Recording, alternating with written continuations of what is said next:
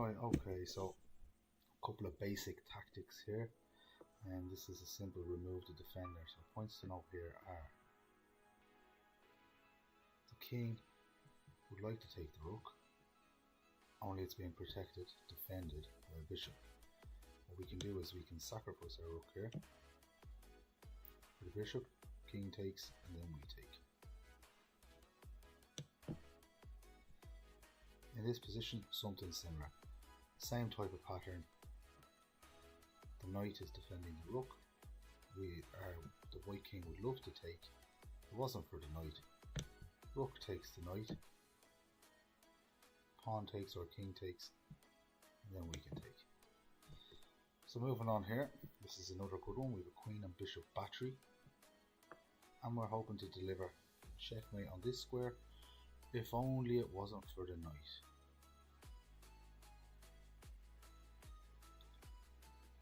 Our rook, we can sacrifice the exchange, and we can deliver mate nice and safe. Next exercise.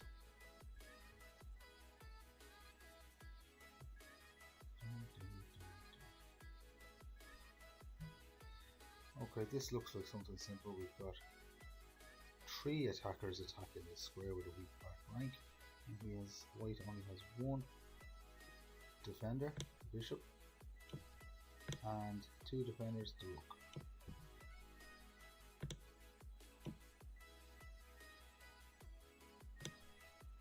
Rook takes, followed by rook, followed by rook. Okay. In this position, okay, something similar here, almost like a Morphy mate or an opera mate type pattern with a bishop. It's covering a square here, and we have a queen attacking, a rook attacking,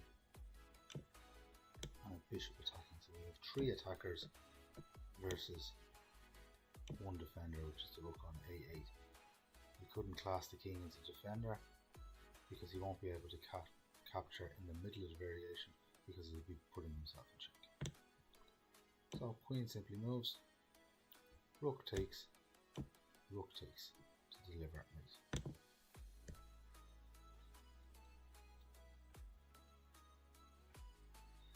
Okay, yeah, I really like this puzzle. White here has 1 defender of the D1 square,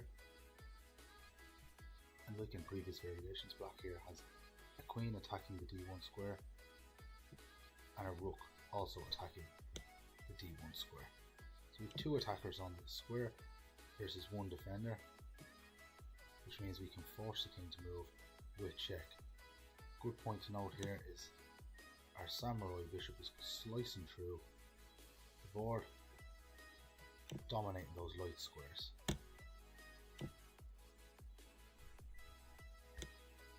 Rook takes, king has only a dark square to go to. Now we can slide over to H1. Thanks to our samurai bishop, we can deliver mate.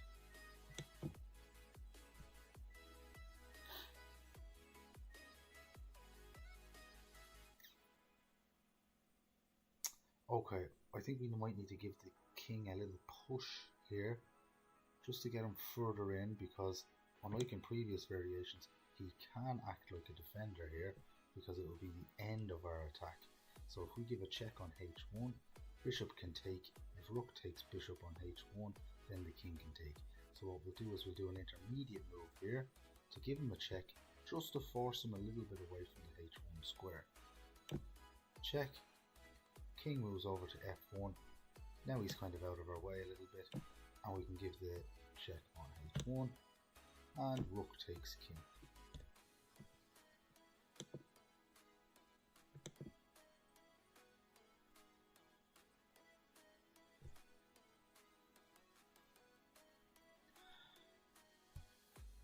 Okay, and this position actually involves a nice sacrifice here. Point to note is the king has a flight square here on H7, and we want to try and keep him away from that.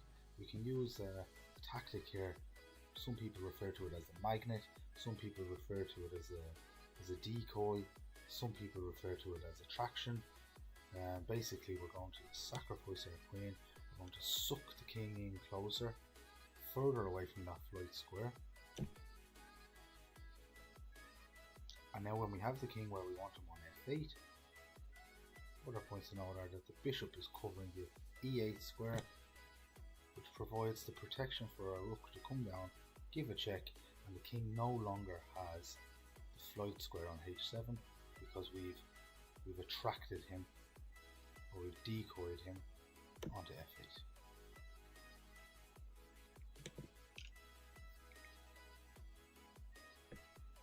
Okay.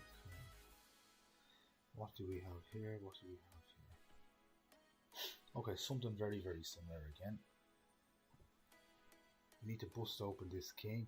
The point to note here is that the rook is actually pinned to the king, and that means that he can't move. We can capture this knight, which will attract the king onto the g1 square, and this allows us to give a check here, protecting and attacking the f2 square, the f1 square, and the king on g1. So the king has no flight squares.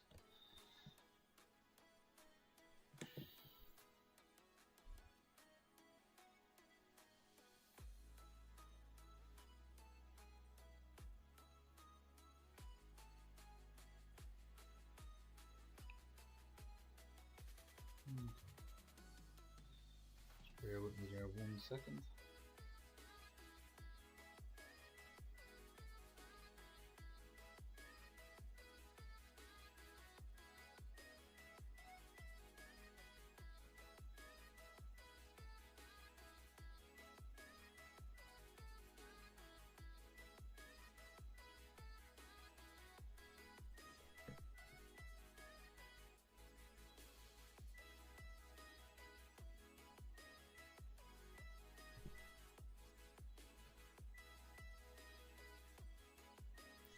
Okay, so another point to note here is that the pawn on h3 is covering the flight square on g2.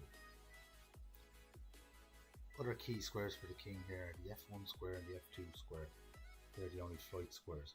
We would love to give a check here on e1 with our queen, because that would give the check, and it would also cover the f2 flight square, resulting in mate, except for the fact that the white knight on c2 also covers this e1 square.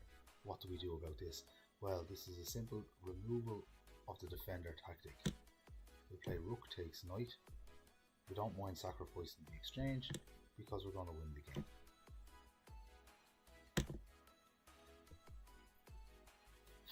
Okay, another brilliant one, another brilliant tactic, another brilliant exchange.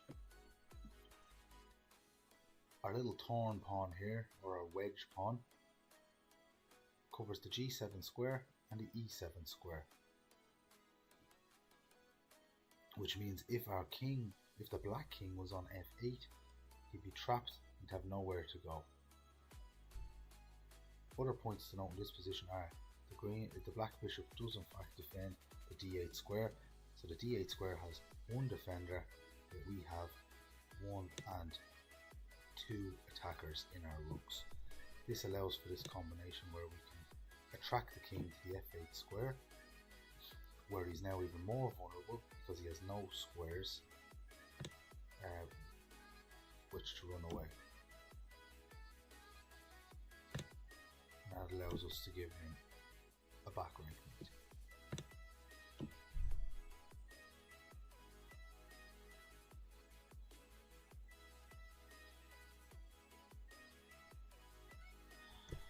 Okay, so this tactic is going to just require a little bit of calculation, nothing too strenuous, just a small bit of counting. We would like to force the king onto the h7 square, where our bishop can come to f5 and give him a check. If we're in control of the back rank, we'll have no squares to go, He won't be able to stay on the light squares because our bishop covers them. He won't be able to go onto the g7 square because our f pawn covers that light square. And like I said, if we're in control of the back rank, he won't be able to go anywhere either, resulting in a swift win. How can we do that? Well, we can't give him a check on d8 with our rook because of rook takes rook. We can't give him a check on c8 because of knight takes queen or rook takes queen. We're just losing.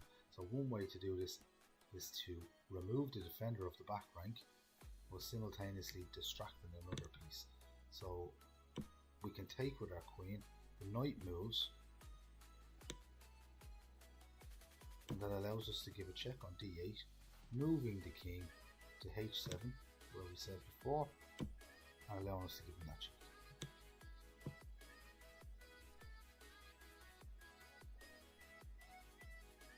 Okay, this is another good tactic involving the pseudo sacrifice of the exchange.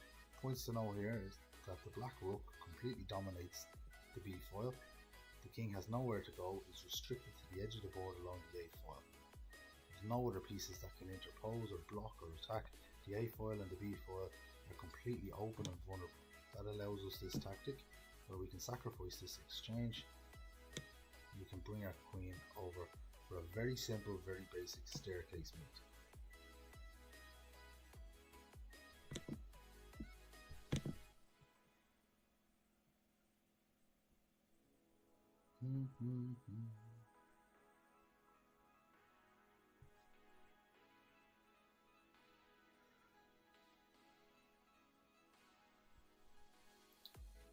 Okay, so what we can do here is we can maneuver our pieces, or do we even need to? I was thinking to exploit the pain perhaps by playing queen here to h6. It can't be taken by the bishop because our rook on the g file is pinning the bishop. Black does have some small counterplay with this tactic here, with attempting to maybe remove one of our pieces. Okay, so I think we need to be a little bit faster. We don't have any time to waste. So perhaps rook takes, yeah, which is good. Followed by rook to g2, and followed by queen there. Basically, we shatter the king's defences, crack him open, drag him out into the open where he's subjected to more checks, and that allows us to move our pieces in to kill.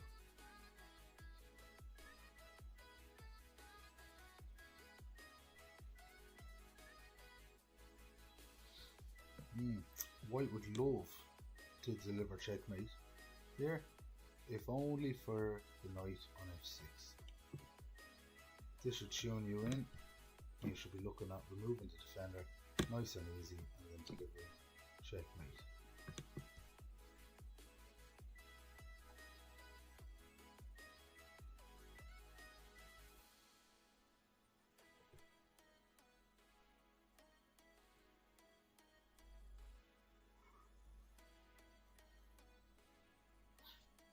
In this position here, White would love to give a check, forking the king and the queen.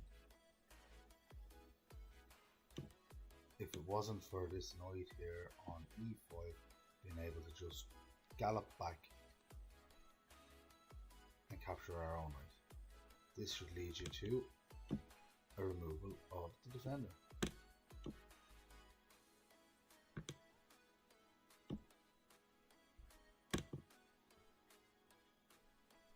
Okay, I love these kind of tactics. This is a very good decoy or distraction or attraction or magnet, whatever you call it. Points to note, the two queens are in opposition to one another.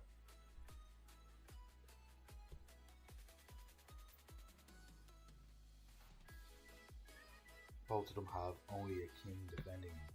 So when you notice that the only defender of the queen is the king, this should open your eyes to this magnet sacrifice, attracting the king away leaving the queen unprotected. Right. Okay, a few more now. Very similar tactic. The two rooks are looking at each other. Both of them are only defended once by the king. If we can attract the king away from the rook, we can win the rook.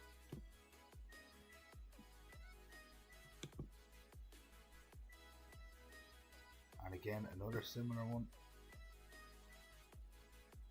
Both queens only defended by the king. Black has the move. Black has the initiative. Black calls the shots. King moves to capture the bishop. Only move really. Queen takes queen. Okay, and our final tactic today in the beginner series